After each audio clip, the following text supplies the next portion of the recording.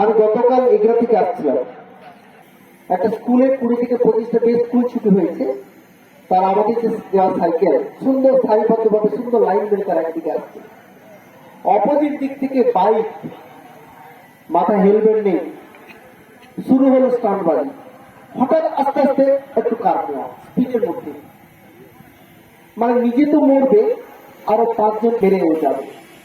এই জিনিস কিন্তু চলছে। এর জন্য কিন্তু আমাদের কড়া অনুশাসন দরকার।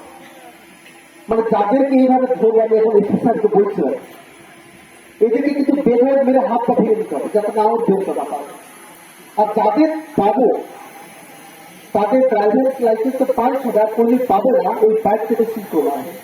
স্কুলের ছাত্রদের বলছি, যদি এই ধরনের কেউ বেয়াদবি করে, তোমাদের প্রত্যেকে যে মোবাইলে ছাড়া যাবে, শুধু একটা ছবি তুলে, অর্থাৎ আমার গাড়ির নাম্বারটা ওরা, গাড়ির নাম্বার তুলে ওকে আমি ধরে নেবো। ও কোথায়, ও যেখানেই যাক, পৃথিবীর যে পাঞ্চার, ওকে ধরতে পারে 1 সেকেন্ড। শুধু গাড়ির নাম্বারটা লাগবে না, শুধু নাম্বারটা তোমরা আমাদের হোয়াটসঅ্যাপ করবে, শুধু নাম্বারটা হোয়াটসঅ্যাপ করবে। তাহলে সে হয়তো তখন স্টান্টবাজি করে চলে গিয়েছে, ওকে ধরতে ও স্টান্টবাজি করে আমরা করবো।